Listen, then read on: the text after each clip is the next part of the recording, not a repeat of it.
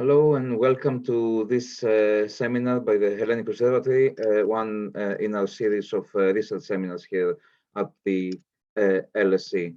Our topic today is on the social and solidarity economy in Greece. The title of the seminar is Entrepreneurializing Solidarity, a Pragmatic Sociology of the Social and Solidarity Economy in Greece. The social and solidarity economy as a sector has become quite central, seen both by policymakers but also by academics, as for addressing the increasing precariousness that we have seen after the austerity crisis, the Eurozone crisis, but also the COVID pandemic more recently.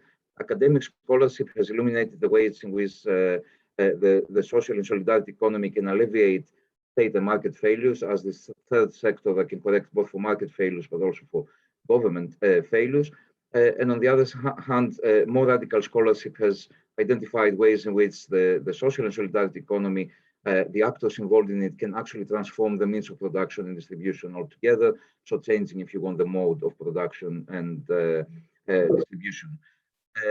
In the seminar today, the focus will be more on the epistemic consequences of fusing market-derived principles with conceptions of the social, the solidaristic, within the model of the social solidarity economy.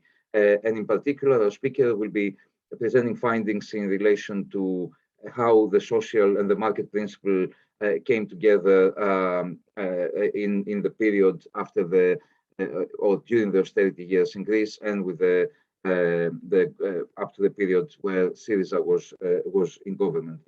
Our speaker is very, very well qualified to talk on this issue, and I'm very, very happy to welcome our colleague Dimitris Soudias, who is Hellenic Bank Association postdoctoral research fellow here at the LSE, at the Hellenic Observatory, and he is with us for this current academic year. Dimitris received his doctoral training in political science from the Philipps Universitat Marburg.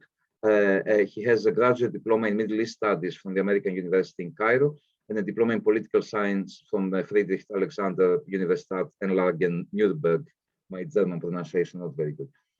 Dimitris also has held affiliations with the Center for Middle Eastern and North African Studies at the Free University in Berlin, and also worked in different roles at the Center for Near and Middle Eastern Studies and the Center for Conflict Studies at Philipps Universitat Marburg. In his doctoral dissertation, he has investigated the formation of political subjectivity against the backdrop of crisis and austerity in Greece. Dimitris has published, of course, on these topics related to his doctoral and postdoctoral research in places such as the Sociological Review and the Journal of Digital Social Research. Before I pass the floor to Dimitris, let me make a couple of organizational announcements. For those in the audience that use Twitter, the hashtag for today's event is hashtag LSE Greece, one word. And the event is, of course, online. It's being recorded, and hopefully, subject to not having any technical difficulties, it will be made available as a podcast. After following the presentation, there will be time for your questions, for you to put your questions on, to submit your questions. You don't have to wait until the end of the presentation. You can use the Q&A feature at the bottom of your screen. The questions will be submitted to me, and I will pose the questions to our speaker. If you're watching the event live on Facebook, you can add your questions as comments to the Facebook streaming, and we'll pick them up from there. That's all I had to say for the organizational. Hashtag LSE Greece and Q&A button if you want to ask your questions. So with these introductory remarks, I pass the floor to Dimitris Soudias, who's going to talk to us about the social and solidarity economy in Greece. Dimitri. Thank you, Vasily. Thank you for these warm introductory words. Let me just share my screen just a second. Oops, sorry. Hold on. Yeah, I want to present a review. All right. Very good. Sorry for the delay. Great, thanks. So this talk is the result of a central part of my work with the Hellenic Observatory, and I've recently also finalized drafting a paper to this regard. Let me just tell you a few words of how I came to study the social and solidarity economy in Greece. So this goes back, as Vasily already mentioned, to my doctoral work, and I was interested in sort of understanding why participants of the Sidagma Square occupation in 2011 point to the transformative quality of their experience and what remains of this experience years onward. And indeed, quite a few of my interlocutors carried their emancipatory aspirations into the solidarity movement and later on into the social and solidarity economy. Now, the practice of solidarity has been central in these movements, and it's been described as, and I quote, an imagined community of equals where solidarity emerges as both a material concern and a cosmological, that is, universal bond. By Rakopoulos, Lynch and Kalaitzaki call it a politicized form of love. And indeed, it forms subjectivities and expectations that has a normative character. Looking into the ways in which my interlocutors sort of practiced solidarity, though, or how they went about organizing the activities in the solidarity movement, brought forth some puzzling observations. I'm just going to quote a participant of the solidarity movement. A business plan I find very important. It helps a lot, so it is clear to you what you want to do, how you want to do it. The SWOT analysis, the first thing you do.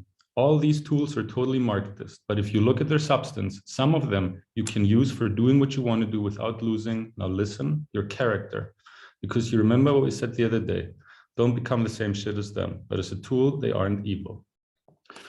So here we have sort of the self-reflexive awareness of my interlocutors that show the morally ambiguous positions, particularly regarding the paradox of emancipation, the limits of transformative practice within the structural constraints of the marketized economy. So part of what I want to do in this talk today is show why market-derived practices and knowledges are not merely tools, but indeed instead carve out their sort of opaque consequences. The social and solidarity economy as a sector in the literature is paradigmatic for these ambiguities. There's a lot of conceptions that I can't delve into because of time constraints, but let's just say, as Vasily also mentioned in the beginning, that there's two dominant strands. The first of which we may call the alleviation strand, which assumes that combining social needs provision with business strategy can alleviate market failures.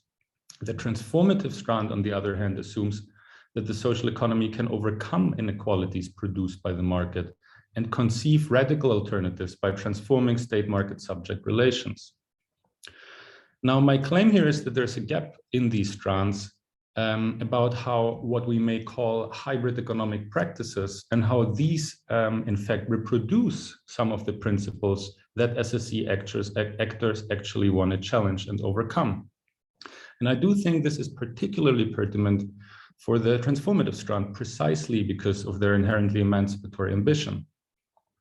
So what do I mean by hybrid economic practices? I mean, sort of practices I'm sure we've all heard of: social return on investment, positive social change, social impact, amongst others.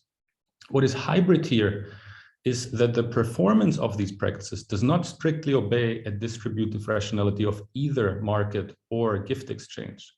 And what is economic, in turn, is that the epistemic presets of these practices are based on ideas from the disciplinary fields of, for example, neoclassical economics, behavioral economics, and increasingly also positive psychology.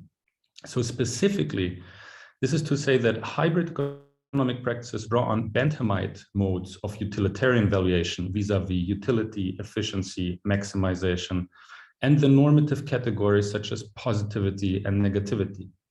So the question that arises then is, what does performing such practices do to the social and solidarity bits of the social and solidarity economy? So the tasks then for the remainder of this presentation is to first briefly sketch out the making of the social and solidarity economy law in Greece under SYRIZA. And this is grounded in the Foucauldian assumption that the law structures the potential field of action for actors in the social economy.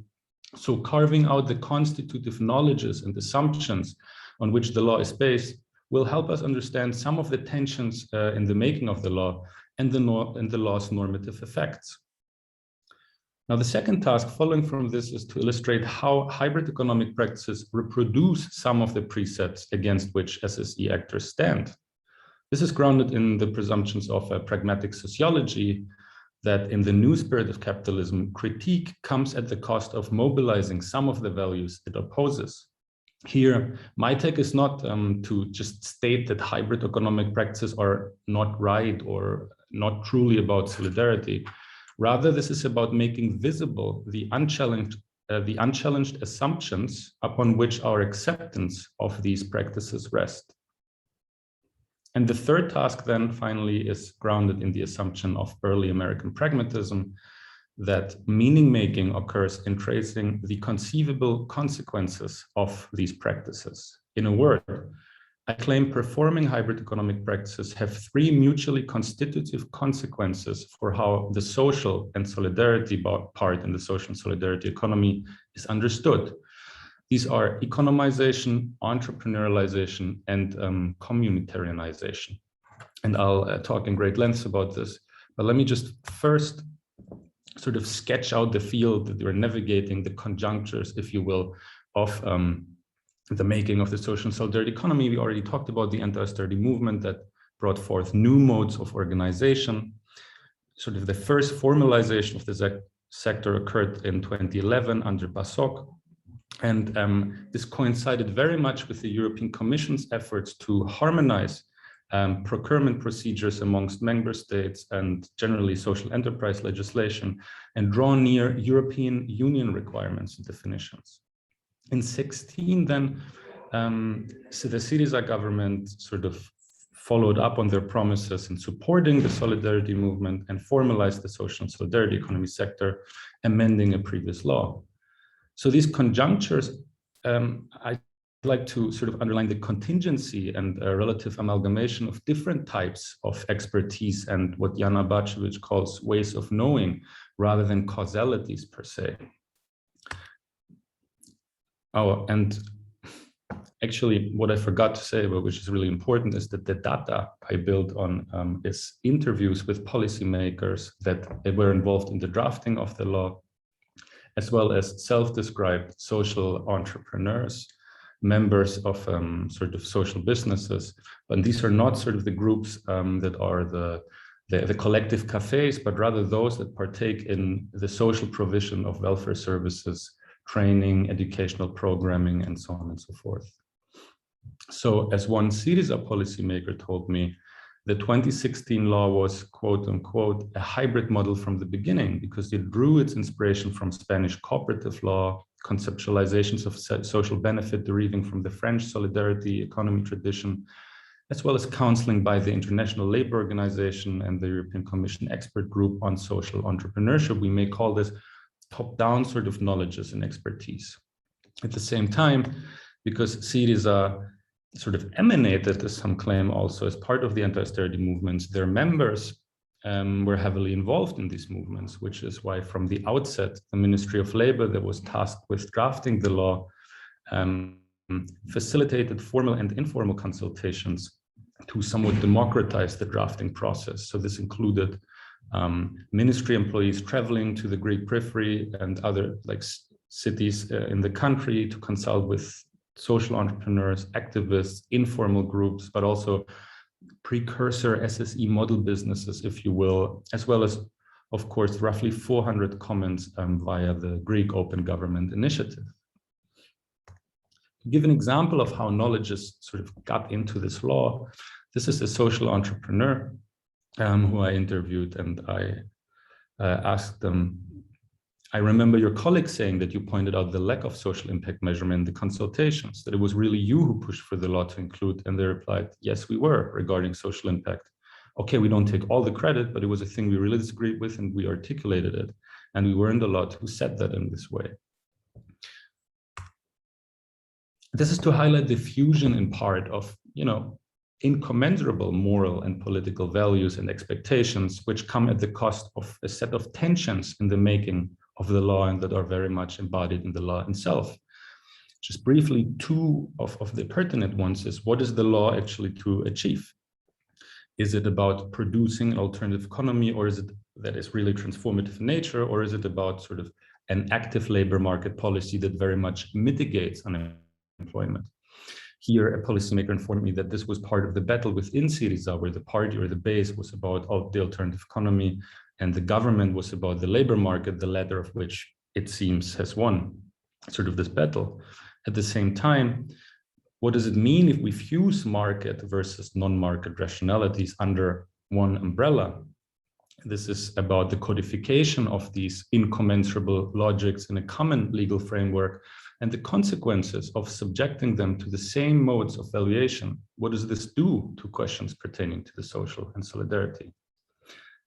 Alas, and this may come as no surprise, funding was an issue from the outset.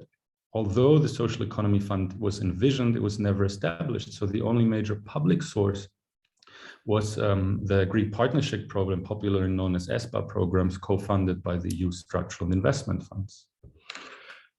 As one interlocutor sort of very much summarizes all of these tensions, they told me, in a cooperative, you sometimes have more exploitation than in non-cooperative conditions because the members become micro-entrepreneurs and exploit themselves as much as possible to make ends meet. And we experience this every day. The market always creates pressure. It's really this that asphyxiates you and limits the social impact you could have created otherwise. So in effect, SYRIZA's turn towards assuming that the social and solidarity economy can be both an active labor market policy and an alternative mode of production, but without providing meaningful funding to sort of sustainably start up the sector, this came at the cost of undermining the transformative ambitions of the law from the outset. And this is because SSE actors are themselves in an ambiguous position. On the one hand, they become wardens of mitigating the precarizing consequences of economic uncertainty by managing certain forms of social needs provision. In this sense, they are profiting from the deregulation of previously state-held responsibilities. On the other hand, however, by participating in a precarious labor market, they are themselves subject to competition and economic uncertainty and therefore in need of protection. So what are the practical consequences of sort of the hybrid economic formulation of the law and the tensions we've just outlined? I'd like to suggest three, which are economization, entrepreneurialization, and communitarianization. And before we talk about them in length, let's just look at the law sort of and how it defines the social and solidarity economy. Here it's the sum of economic activities which are founded on an alternative organization of the relationship of production, distribution, consumption, and reinvestment based on the principles of democracy, equality, solidarity, cooperation, and respect to the human being and the environment. So this is very much transformative sort of in ambition. At the same time, if we look into sort of the components that make the law, we have an inherently productive and somewhat formalistic relationship between means and ends, as well as an audit of this relationship. The goal of the law is for SSE organizations to produce social benefit. There's also collective benefit that has to do with legal form, but I'm not going to delve into this because of time limits. But this is defined as serving the social needs of the local or wider community in a socially inclusive manner. Now, the means to produce social benefit are, amongst others, social innovation and solidarity, which curiously is not defined at much length, sustainable development activities, and regulated profit distribution, including horizontal modes of decision-making.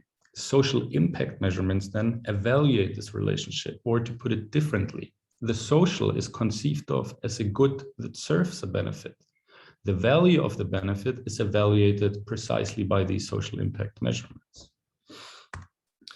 Now, social enterprise organizations that are included in the registry of the social and solidarity economy are required to submit yearly impact evaluations. And the social impact measurement tool of the government's website includes sort of quantitative approaches required to measure the change. And you may need to create your own indicators to demonstrate a change that has taken place. Asking a policymaker why it is important to measure impact, they point to how we cannot change the world if we do not change ourselves, very much highlighting the normative and incentivizing sort of role of measurement to incentivize particular forms of behavior. Now, subjecting SSE practices to this mode of quantified valuation does allow for rendering the previously incommensurable moral and political spheres and tensions as now commensurable and comparable via indicators, numbers, or quasi-numerical ways of knowing. But because social economy actors are encouraged to create their own indicators, they effectively at times invent rather than represent a social reality. And this measured reality then comes at the cost of devaluing that which is not visible. Let me give you an example of a member of an employee cooperative. And I quote, "I reread an impact survey we did, and sure, there were some things that were important, but the way we usually write them is the way they're supposed to be read, incredibly overestimated. I think it's fake. Some people at an event, for example, might understand some things, but you cannot count this, you cannot quantify this. Again, morally ambiguous." So this first of all underlines, as Steffen Mau informs us, that impact surveys prioritize those indicators that can be quantified. And this in turn may lead to what is called target centeredness or criteria reductionism. In effect, what this does is that social impact measurement replaces critique with technique and qualitative judgment with quantitative measurement, as Will Davies informs us. So here, to put it differently, sort of the political metaphysics of solidarity and the social are reduced to political physics of technical procedure. And this is why measurement effectively economizes the relation between solidarity and the social, reducing it to sort of efficiency maximizing acts of valuation. Presenting a policymaker with this reading, I ask, what does it mean if we think about solidarity as social return on investment? Don't we reproduce a logic that is in and of itself trapped in utility maximization? And they reply, at times of movement outbursts, social solidarity is there and truly produces results. But in times of movement hibernation, like the one we're living now, these are interviews I conducted this year, there's no consistency in solidarity, so you don't help maximizing it. What has a lot of importance is that solidarity is consistent, that it is more universal and can represent more people. But I think that if nothing else, it secures a salary for people who want to deal with this. This is indispensable. Again, this is not about the intentionality of sort of, supporting the people that work there, but rather the epistemic consequences. Arguably, the need to create consistency via impact audits in effect substitutes trust and qualitative judgment with control and quantitative audit, as Jerry Miller informs us in Tyranny of Metrics. Secondly, social return on investment or social impact are not epistemologically neutral. Their underlying Benthamite utilitarian assumptions about values subtly reduce questions of solidarity to issues of efficiency maximization. This is also problematic because the valorization of these practices via salary incentives camouflages the devolution of previously state-based social needs provision onto SSE actors. So in a pragmatist sense, the imaginable consequences of this economization may well be that issues pertaining to inequality and precarity are treated as quantifiable aggregate costs in a Coasian sense, which ought to be evaluated by impact methodologies and mitigated not by the welfare state, but, as I will show in the next section, by the entrepreneurial innovations of SSE organizations. Indeed, entrepreneurship studies informs us that innovation is at the heart of entrepreneurial activity. The law foresees that the new emerges predominantly through social innovation, which is defined as the production of products and the provision of services, which aim at the satisfaction of social needs, the reconciliation of production and consumption, the harmonization of supply and demand, and the formation of a new type of social relations based on collectivity imperative and not on competition. It's important to highlight the demarcation from competition and the valorization of alternative practices. On the other hand, codifying social innovation around collectivity camouflages merely the reality that the SSE is indeed a market sector, which by definition is based on forms of competition and creates inequalities. This is important because this puts pressure on SSE actors to innovate. Indeed, the fact that the law defines social innovation through the reconciliation and the harmonization of supply and demand is puts the market first of all center stage and is reminiscent of economic equilibrium models or Pareto efficiency. Arguably then, social innovation here is not so much based on the Schumpeterian ideal of creative destruction. Instead, it is a more harmonious kind of entrepreneurship that further naturalizes innovation, where solidarity is formed by socially conscious practices, but market practices nonetheless, that efficiently allocate resources and needs provision. In a sense, then, this is a reinvigoration of ordoliberal principles of fairness and social justice in the name of solidarity. To illustrate sort of in the name of solidarity and how it plays out, here's an answer of an interlocutor regarding the role of creativity and innovation in social enterprise practice. And I quote, "We started with a lot of social, we then took it to a lot of urban. Now imagine a program comes up, for example, which gives us 45,000 euros only for environmental. Hence, we now turn it to environmental only. This is adaptability." First of all, it's important, of course, that these logics happen in a competitive market where you need to sort of compete for scarce funding. As a matter of fact, my interlocutor, he used these words in English, although the interview was conducted in Greek, which points to the perhaps Anglo-Saxon tradition of social entrepreneurship. But at the same time, the branding logic of works is more to satisfy donor requirements and risks committing what Jim Butler refers to as empty moralizing. At the same time, the notion of adaptability to market signals is grounded in an entrepreneurial ethos that places agency, responsibility, and success firmly on the SSE actor, rather than on structural constraints of scarce and unequally distributed resources. An interim conclusion. If economization is a process of exhausting the ethical and political components of solidarity and the social, to quantifiable aggregates of maximized utility, then entrepreneurialization exploits the fact that these components are now exhausted to innovate services and products in the name of solidarity.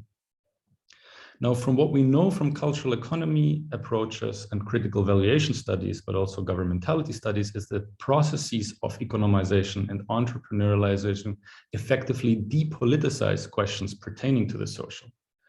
But what we observe in the social and solidarity economy in Greece, however, is not that it's depoliticized, rather it's the communitarianization of solidarity. What does that mean? Asking an interlocutor, how do you define solidarity? They replied, look, that depends. It's different for everybody. I cannot define it generally.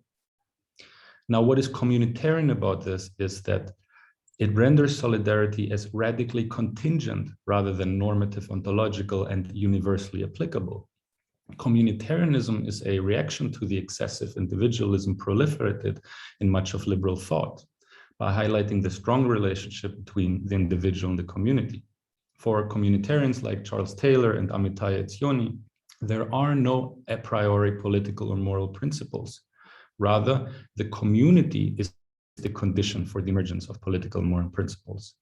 What follows from this then is that there cannot be a politics that is organized around universal principles that apply equally to all people, as Will Davies informs us.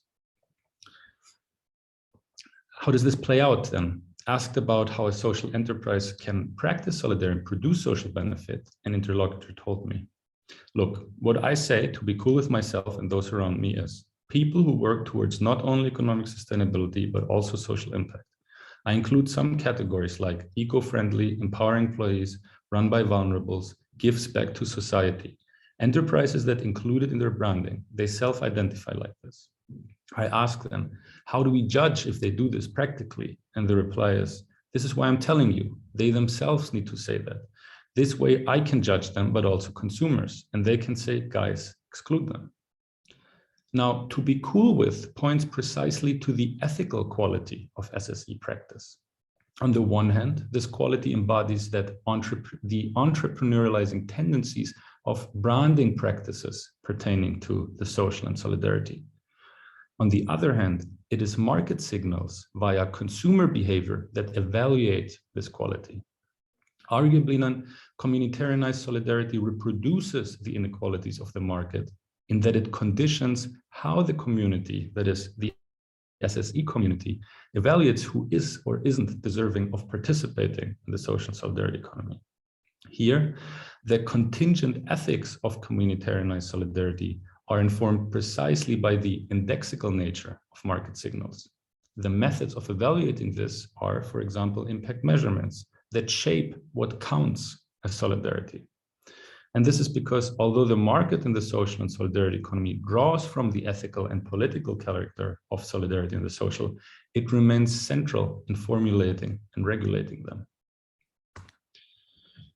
At the same time, and this is sort of the last point before I finalize this talk, is what is the positive? It's something that sort of was very important to my interlocutors.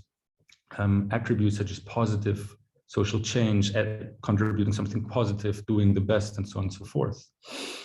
As one interlocutor informs us, when you are in the social space, be it social solidarity or collaborative or whatever, you want a better world, you want a better condition, all right? It's the same for everybody. The question is how you do it and what it is that you actually do. We see people who really, through their job, want to offer something positive to society. Now, first of all, there's a minimum consensus on that everybody wants to do something good. In communitarian thought, as Majid Yar informs us, what is good and what is positive is that which ensures the frictionless and healthy functioning of a society. A form of community equilibrium that is akin to sustainability, as Davis tells us. Firstly, this overlaps with the grand narrative of social entrepreneurship as harmonious rather than conflictual social change, as Pascal Day and Chris Steyert inform us. Secondly, the ethical value judgment of what positive entails is contingent upon the very evaluative methods, and think here, social impact measurement, that, as we've seen in the economization section, SSE actors are encouraged to themselves create. Analogous to positive psychology then, which is itself grounded in communitarian thought, goodness and positivity run risk of becoming an end in itself. Yet, this comes at the cost of invisibilizing what is negative or deviant, and in turn, the conflicts over the structural conditions of human vulnerability. To finalize, and this is just a note that under the current New Democracy government, the sector has received little attention, and the General Secretariat of the Social and Solidarity Economy has been downgraded. Conceptually, some final remarks though, because I think these logics transcend the social and solidarity economy. So first of all, the seeming valorization of hybrid economic practices camouflages the state's partial withdrawal from social needs provision. This withdrawal does not signify a deregulation of social needs provision as much as a re-regulation along different terms. Now, because the SSE is the partial result of austerity, it is institutionalized in a way that is dependent upon the public sector for support and the private sector for economic success, which, as Ashamin tells us, puts limit on the alternative of the social and solidarity economy. Hybrid economic practices have allowed those organized and working in the SSE to provide some forms of previously public social needs provision in a way that does not signify a radical betrayal of their ethical and political positions, but rather a continuation and recuperation, albeit in critical, complicit ways. Now, again, the hope of this talk is by visibilizing the limits of sort of hybrid economic practices in the SSE, we can strengthen the emancipatory potentiality of this sector rather than undermine it. Thank you.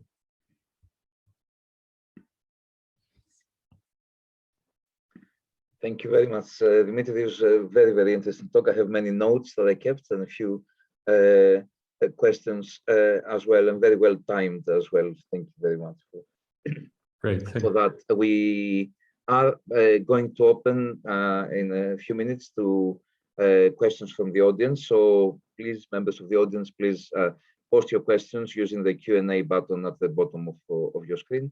I will collate questions and then address them to Dimitris. But let me start immediately with some of my own questions, if I may, starting from something that you covered. So in the latter part of your presentation, you seem to be presenting, if I understood correctly, as an issue, as a sign of a problematic characteristic, the fact that within the communitarianism aspect that you were covering, that some of your interviewees said that this is completely self-defined, and if they say that they're doing solidarity, how solidarity is defined, or if they say that they're working on the social economy, that's it, and the consumers perhaps would judge it.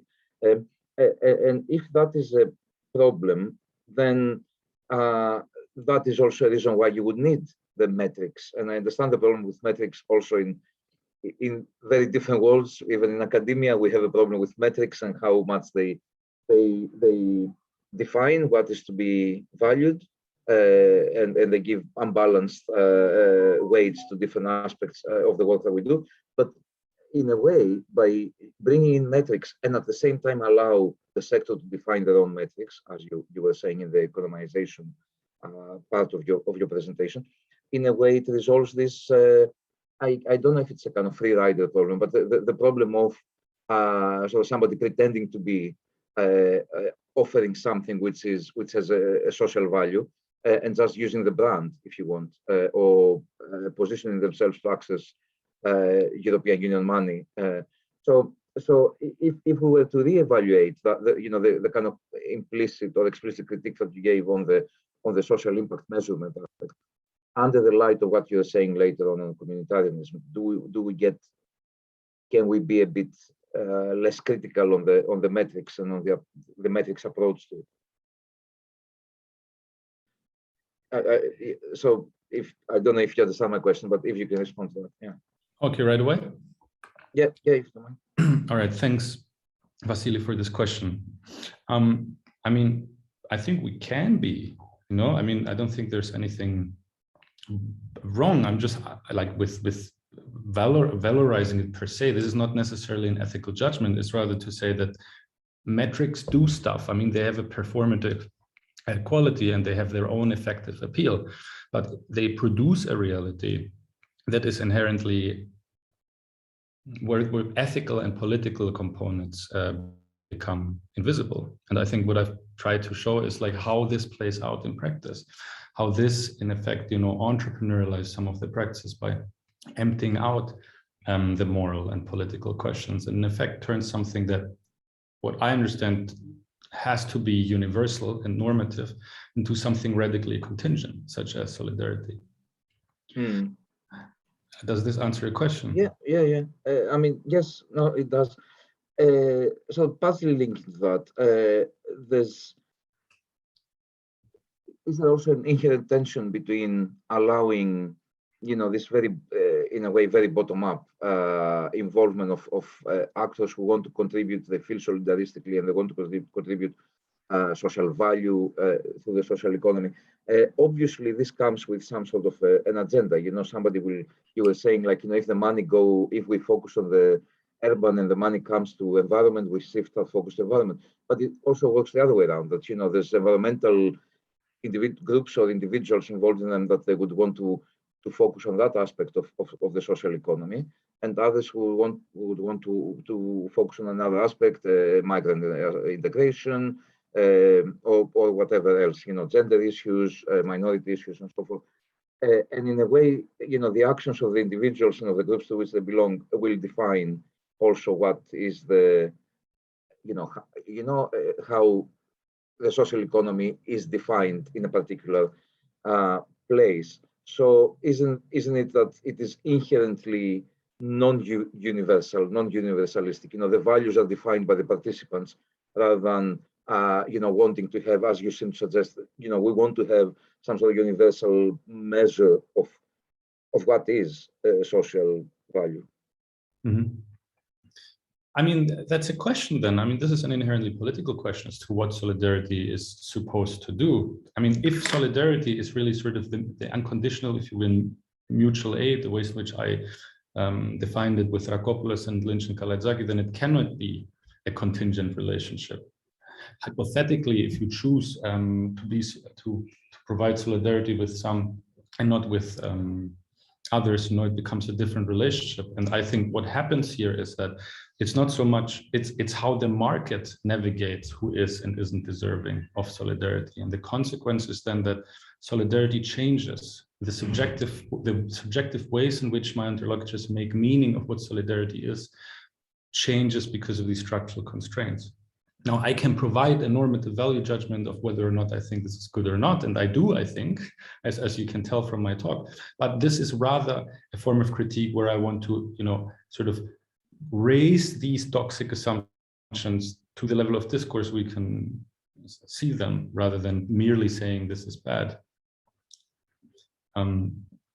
Hypothetically, if I just may say something, I think what my issue with communitarianism is if there is an inherent, if it's the community that decides and there is no a priori principles, then hypothetically racism and how we define racism is also part for the community. If the community decides that a particular sort of racism doesn't exist, then this is what it is. So I think some things, it's like this interplay between what can be relative and what must be normative, sort of in order to structure society, that I wanted to shed light on. Yeah, no, absolutely. I think on that, just to continue on this point, because I find very interesting that exactly, you have to be extremely normative, like by giving your own definition of what is social economy, you're extremely normative, and you can have somebody who gets involved on very similar issues, let's say from the side of kind of the political ecology, let's say, versus somebody who comes in from a more perhaps socially regressive, more traditionalist, from the kind of rural agricultural point of view, and then the views on what is allowed, or what is allowed to be the focus within the how solidarity is defined, can be very different and often very conflictual. And of course, the case of racism versus solidarity to migrants, for example, is also a more extreme on that. I think it would be interesting to come back to these points, but let me take some questions from the audience, if I may. So a very good former colleague, I should say, Bernard Casey, is asking about one of his long time passions about pension funds. He says, I'm looking at whether pension funds can invest responsibly. Is it possible to have a comment of that? After all, these funds have a fiduciary responsibility. So can pension funds invest responsibly, I guess, more on the social economy and on solidaristic grounds, or is this something that we're trying to put too much into what they can do, given that of course they have to worry about the returns in much more market terms? I imagine that's the spirit of the question of Bernard. I mean, I don't know if I feel qualified to answer this question, to be honest, because I don't know how it plays out. I think the idea of pension funds being something that you reinvest in order to produce a dividend is sort of a market approach to social welfare protection, if I understand correctly. So if this is like the case, then this in of itself is it's still the market that regulates the ways in which solidarity is produced. So this arguably then changes the ways in which we think through solidarity. I think these would be consequences. Whether or not this is good or not, I don't know. I don't know enough about this, to be honest.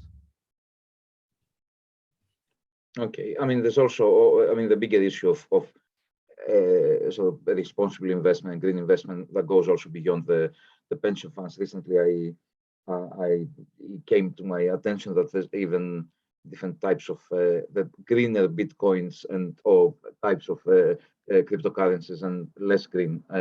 So there's also delineations there. Right, but just to chip in, I mean, this would be an example, I think, of alleviating market failures rather than transforming them, because it reproduces the structural logic of it.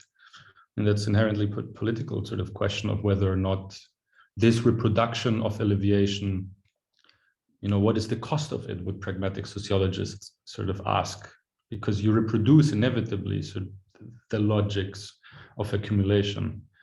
So it doesn't seem to be as transformative as other systems without being able to like provide an alternative per se. Yeah. We have another question by Paul Delgado, but if I may, I would like to pick up on this thing about market failures, Dimitri, because also, I mean, it was something, of course, that you mentioned in the first part of your presentation. So, I mean, as an economist, the problem with market failures is that, I mean, one of the problems of market failures is kind of separation between the private cost or private returns and the social cost or social returns. So, you have under provision of good things because the private provider or the producer cannot internalize all the benefits of that. There's positive externalities, and likewise over provision of bad things because again the provider doesn't internalize all the costs. So this separation. So in the way that you talked about the alleviating market failures, it wasn't very clear whether that is by helping internalize costs and benefits, or by coming completely out of the principle of essentially this kind of cost benefit maximization calculation, and then which then probably links more to what you're talking about, sort of how the state essentially subcontracts or externalize the provision to the third sector. So can you talk to us a bit more about the conception of alleviating market failures within your literature? The alleviation is basically it just derived from a literature review in which I looked into approaches, and for me what alleviates market failures is based on market-derived practices that do not sort of address the root causes, but rather than instead of the symptoms of inequality. So to me, this would be all kinds of practices, such as the hybrid economic practices that I presented, that are based on Benthamite utilitarian ideas about cost and value. So this to me is alleviative. Basically, hybrid economic practices come at the cost of alleviating. I think this is, I wonder, like, for example, if social innovation is really something that is required in order to produce transformation, innovation being inherently sort of market-derived. So, I mean, this is sort of how the research also started. My hunch or my feeling was that this is not, sort of critiqued enough, I feel, in both literature and practice.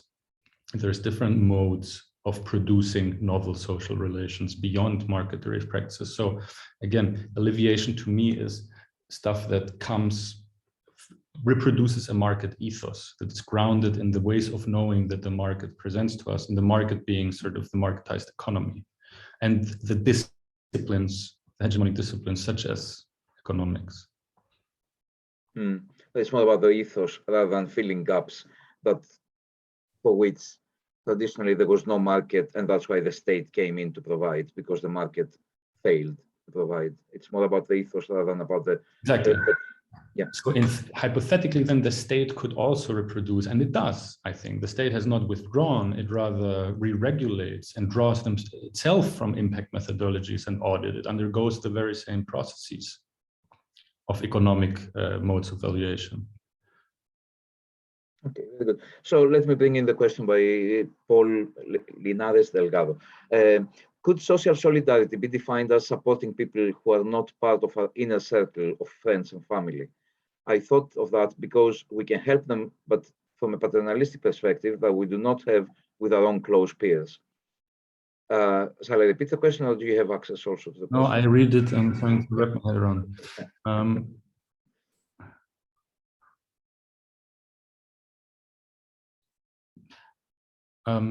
I guess why, I don't know. I'm not sure why. I think it's a question about definition, then how we could define it. I don't know. I guess, I mean, the question again here to me is not necessarily to like claim authority as to what solidarity is and isn't, but rather how we approach practices of solidarity and how a particular ethos that's market-based changes the ways in which we think solidarity. So I don't know if I could like answer this question. I think yes, we could. Could you perhaps comment a bit on the kind of latter part of the question about, so can, by supporting segments of society, let's say, which are outside from our inner circle, can this only be paternalistic? So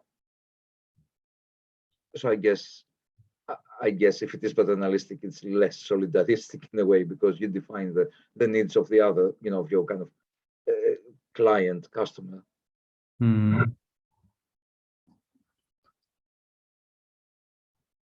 I'm not sure I fully understand this question, to be honest. I'm sorry. Maybe. Okay, Paul, if you would like to come back with a bit of more explanation, I'll move on to another question.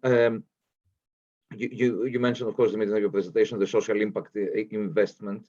How do you measure impacts? And of course, you talked about how you measure impacts. Well, you talk more about, something about measuring impacts.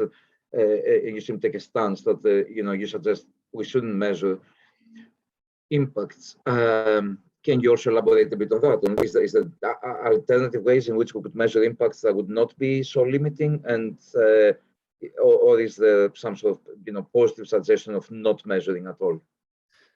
I think my critique with measurement is not that we try to evaluate things, that we want to understand sort of consequences. It's rather that measurements, precisely because they are based on quantitative ways of reasoning, sort of reduce judgment to measurement.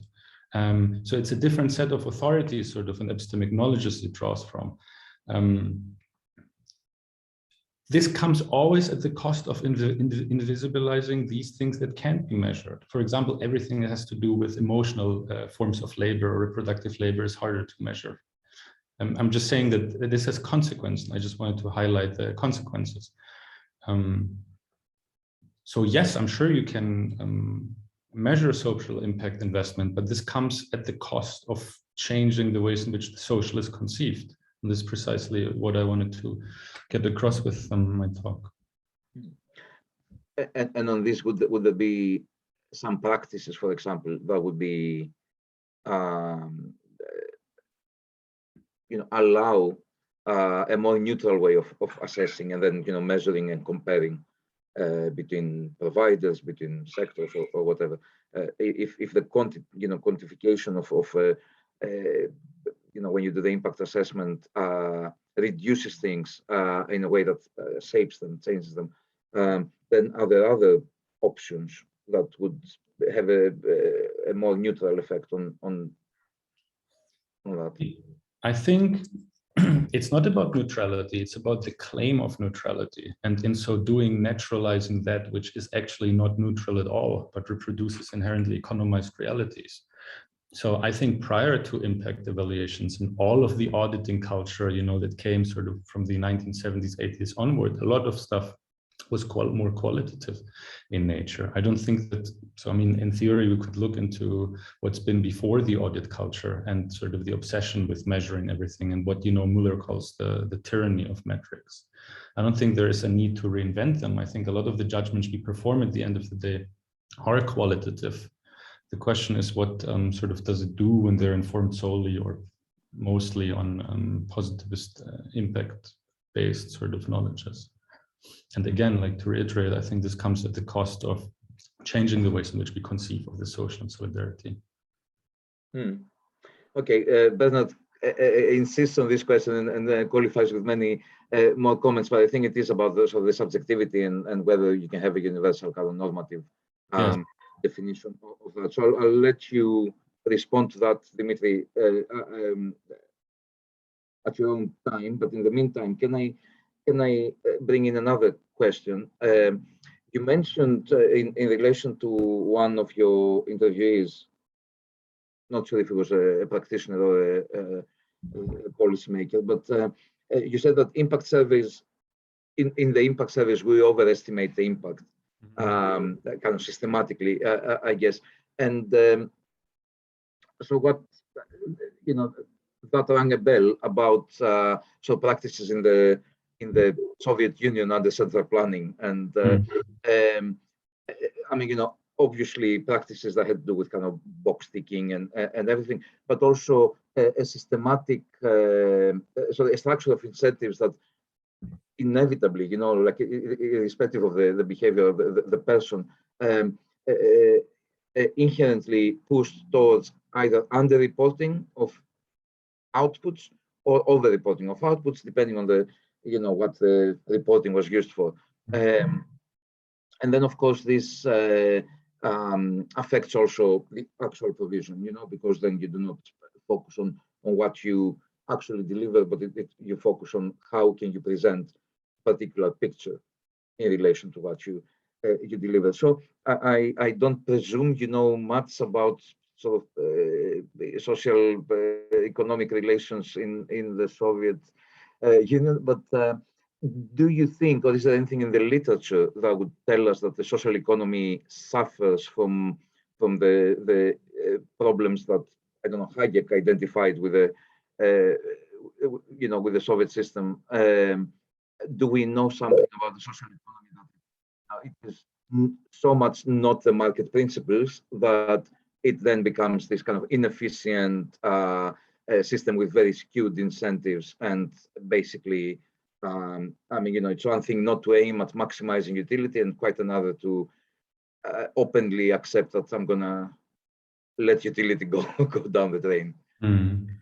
So your question is basically what ways, how I understand it is, what other ways of efficient allocation are there other than? No, just simply if we know from the literature, I guess, or from, you know, the insights you got from your own fieldwork, where the structure of incentives in the social economy, solidarity economy, is so, if it's, you know, inherently problematic, as we know now that it was under communism in the Soviet Union.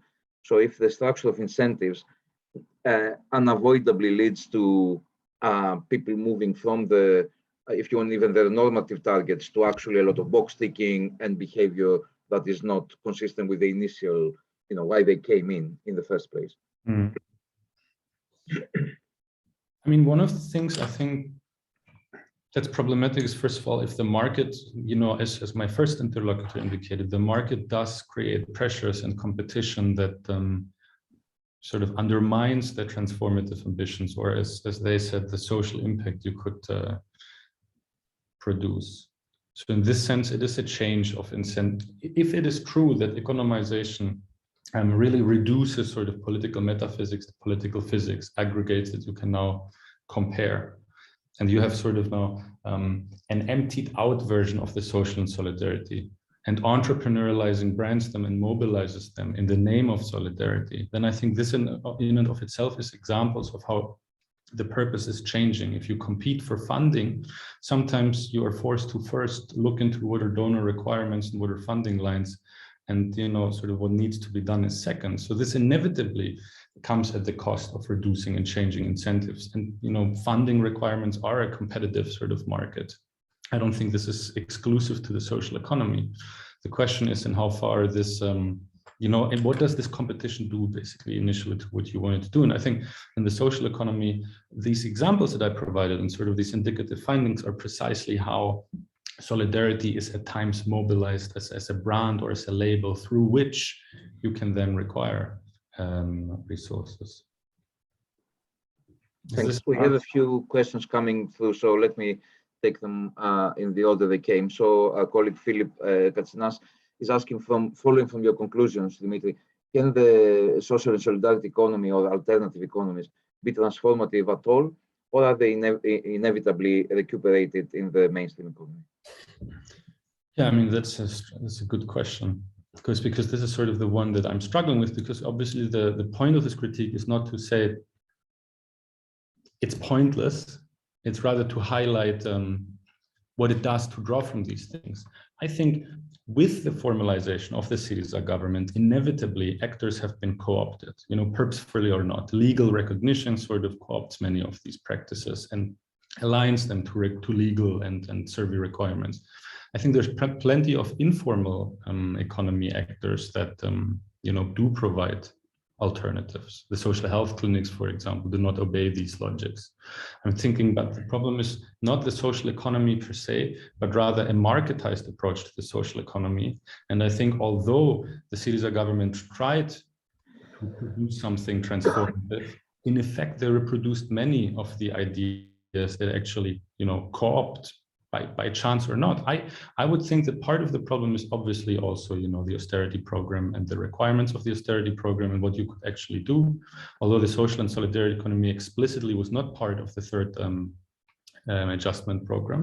So they had a little bit of leverage there. But I think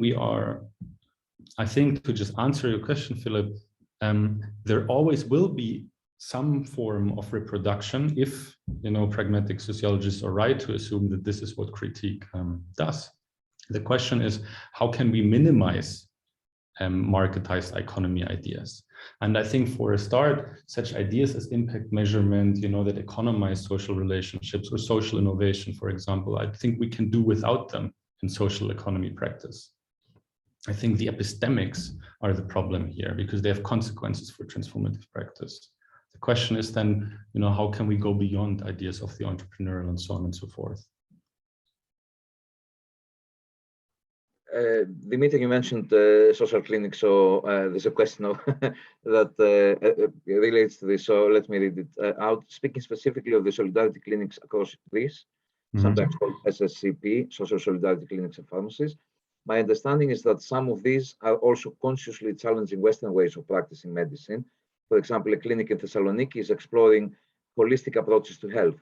I wonder if this is an important aspect of these clinics.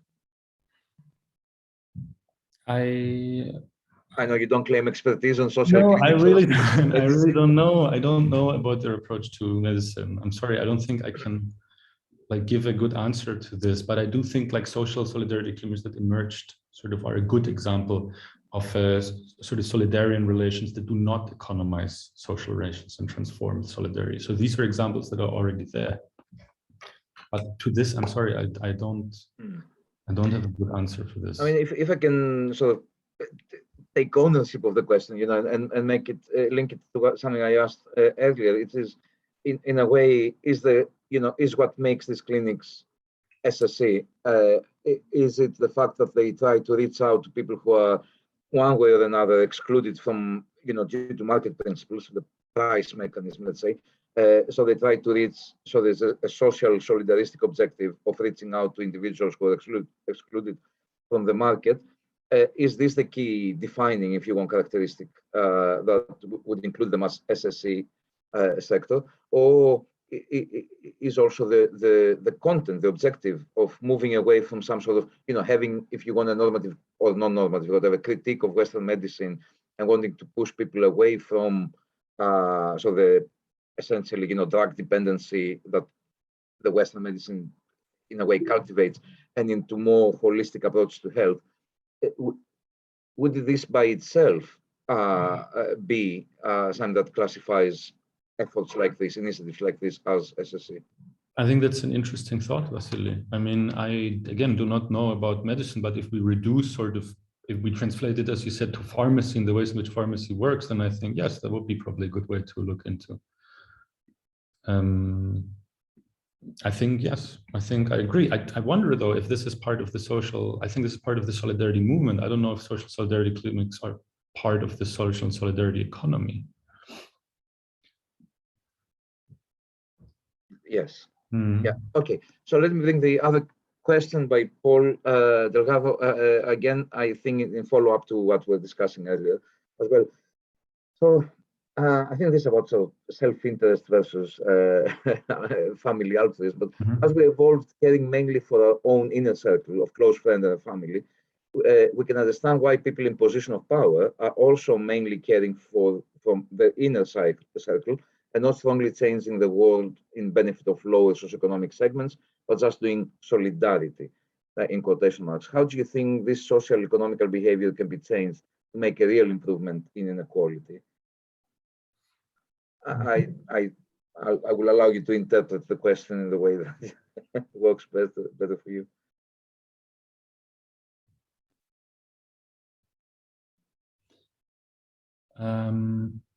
mainly caring, strongly caring.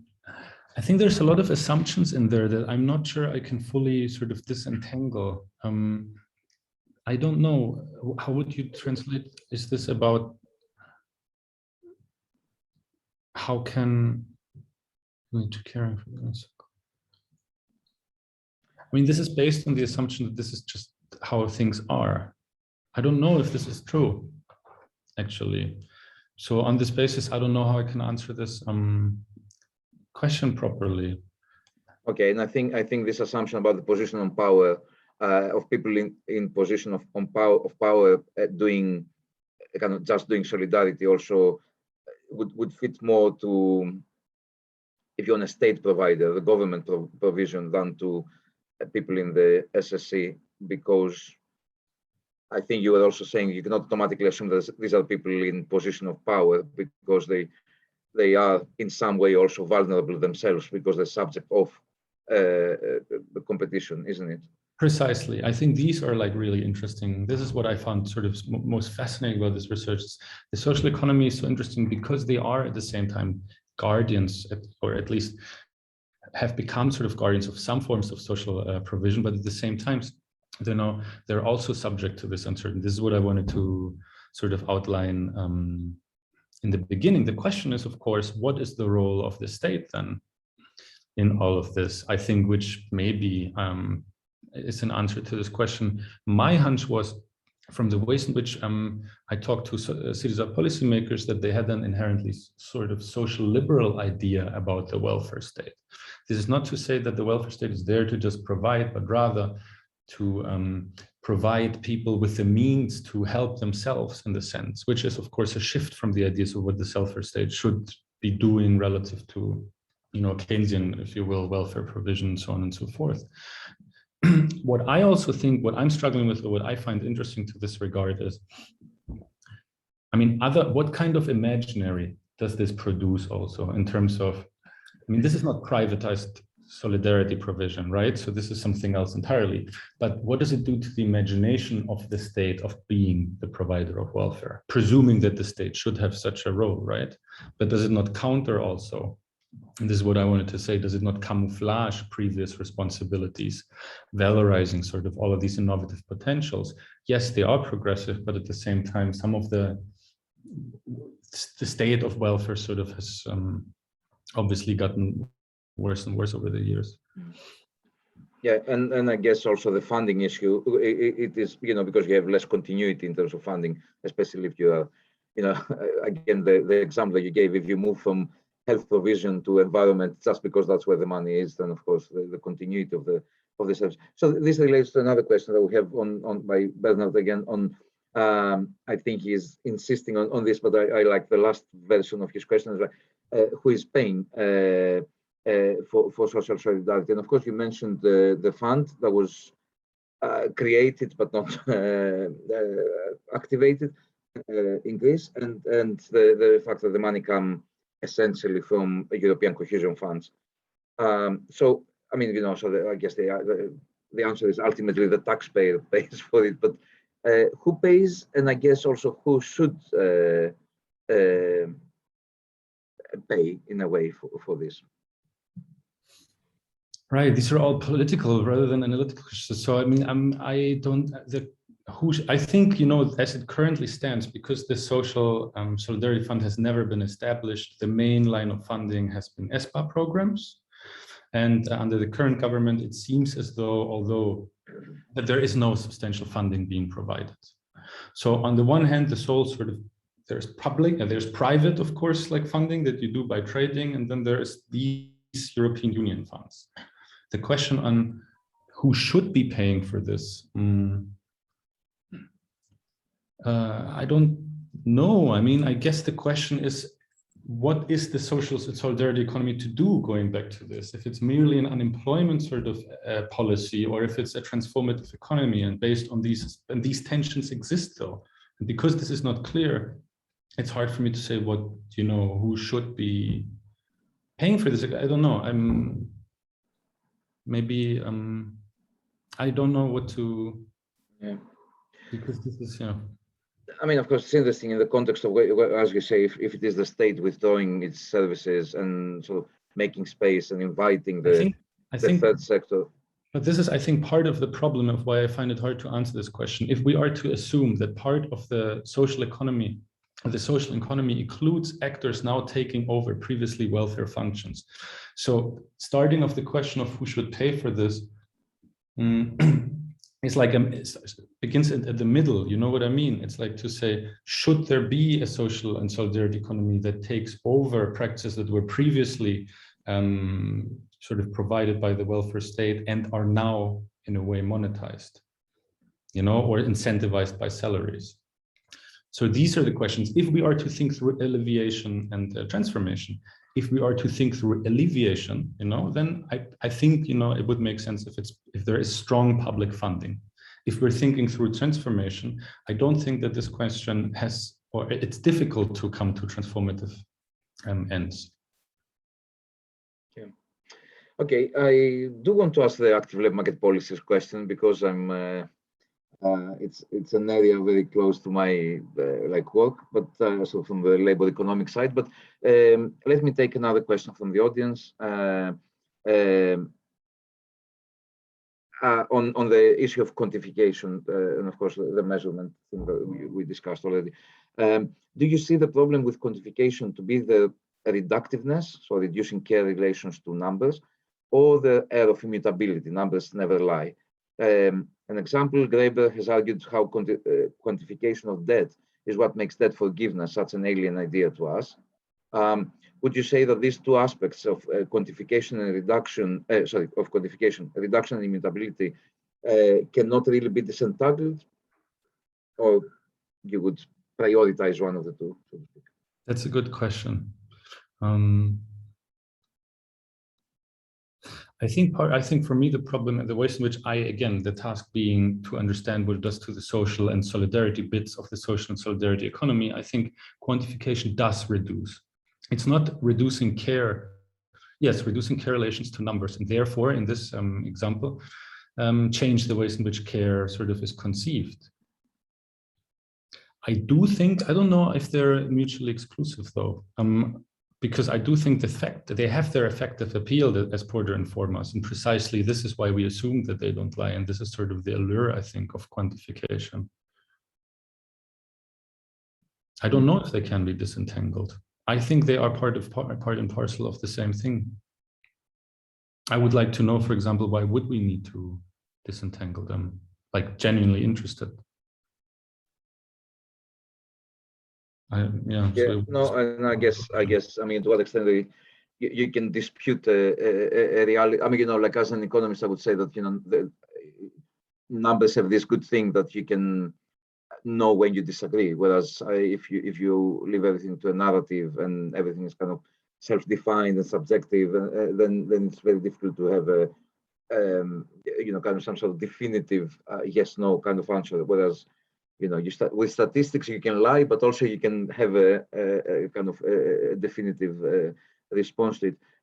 Dimitri, I think we're going to be coming to a close, but let me ask this active labor market policy question. And that was in relation to a policymaker from SYRIZA that you quoted.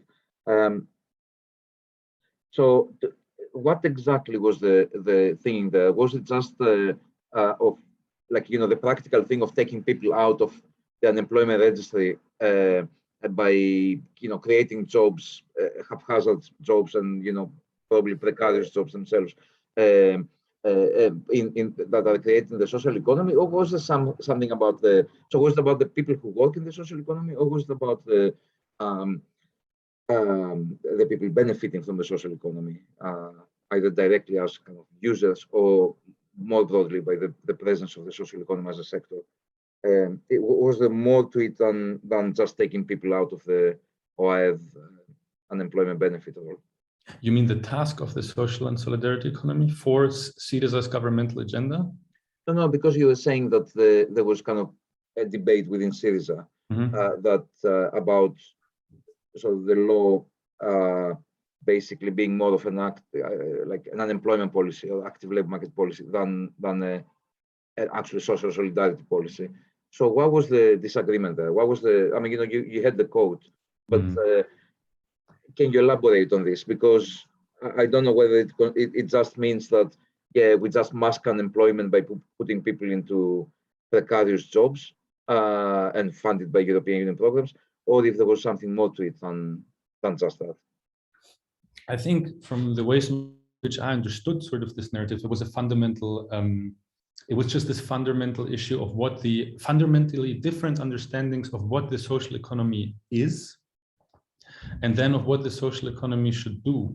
The is component is, for example, as I'm just paraphrasing here some of the internal bits that I have still in mind, is that the government thought that this is predominantly a policy of mitigating some of the consequences for vulnerable populations. And part of the problem there in the debate is who is vulnerable in a state of utter financial and economic crisis. So how do we make these distinction? I think there were sort of some misunderstandings from the outset. I think the alternative economy bit were precisely those people who came from the movements or the anti-austerity movements and later on joined SYRIZA. I think these are the two sort of counter movements. And my hunch is from that there was a general misunderstanding. Again, I'm representing here, maybe I'm not doing a great job of what the interview contained, a misunderstanding also of what the alterity of the social economy actually is. And obviously also the austerity programs itself that require sort of unemployment policies. This was a creeping process. It's not that it happened overnight, because in the early days, even the alternate minister, she was very, very clear that this is not yet another welfare policy, but this changed over time. And then, yeah. Last question, I promise, and then I will let you get some rest on it. But you didn't talk much about the kind of the path dependencies and influences, and obviously there was a reference to the Syntagma Square movement or the solidarity movement, that came out of the demonstration, the anti-austerity demonstration.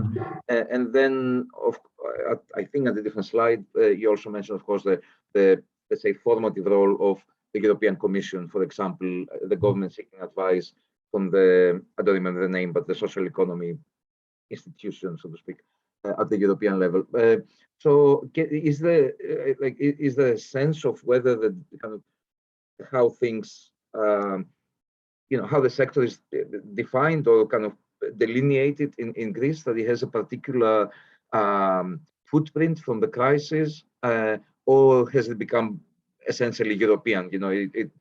The EU influence was so big that essentially it's not different from the one in Austria and the one in Portugal and Sweden and whatever. I mean, first off, like this one slide, I decided to sort of label conjunctures because I'm not sure this was causalities. Like, for example, I have also narratives that say, no, the social and solidarity economy sector is not a result of the anti-austerity movement. While I have others that say, no, these are people of the social economy. I got into it by following interlocutors who did this way: anti-austerity movement, solidarity movement, social solidarity economy. At the same time, as you say, this coincided. So this is like counterfactual. You don't know exactly with like what the European Commission required, starting the process from 11, I think, till 17 to first of all map the environment of social economy, the social economy, what is it called? Environment, if you will, across the European Union.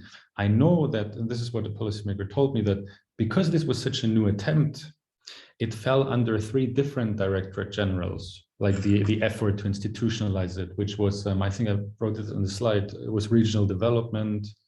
I don't have them. It was, I think it did grow. Exactly. And growth and finance. The thing that is why this is, I think, so impactful relative to other policies during the time is that it was not included in the adjustment program. This means that it wasn't micromanaged. So policymakers did indeed have wiggle room, not the funds, but at least the wiggle room. I do think, from what I understand, that this is a fairly progressive sort of approach to the law, not least because of how it's been produced, how it's been democratized by its actors and included formal and informal yes, consultations, and the people who worked on this law also were part of the movements, if you will. But in consequence, and then again, I think there are these reproductive moments that I think are unavoidable no matter how it is conceived, even if it's imagined as utterly radical and transformative. If it draws from similar techniques, you know, then inevitably it will maybe become another sector like this. This is not to say that this is not, like, this is the inevitable outcome. It's just to highlight how this reproduction occurs. Okay, Dimitri, these are very interesting thoughts, and there's a number of issues that you know, we can reflect on and take forward on this. At this point, I want to thank you very much for your presentation and the extensive discussion. Thanks also to our audience for the questions they put forward. Let me close with two announcements. So our next event is a book launch titled Greece and Cyprus in a Dark Room, 1967-1974, with a speaker, the author Alexis Papachelas, the editor-in-chief of Kathimerini, and chaired by Kevin Featherstone, the director here at the Hellenic Observatory. This is on Thursday, 25th of November, so just over a week, at the same time, 4 o'clock UK time, Thursday, 25 November, Alexis Papachelas speaking on Greece and Cyprus in a Dark Room, 1967-1974. And then our next research seminar is on Tuesday, 30 November, so in 2 weeks' time from now, where we have former High Commissioner of Cyprus to the UK, Ambassador Alexandros Zinon, talking on Cyprus and stability in the Eastern Mediterranean, with Manolis Karagiannis as the discussant, and again chaired by Kevin Featherstone. So our next event, Thursday, 25th of November, and our next research seminar on Tuesday, 30th of November, at a later time, 6 o'clock UK time. Again, thanks to Dimitris for his very interesting presentation and the discussion. Thanks to everybody for joining. See you in one of our future events. Bye-bye.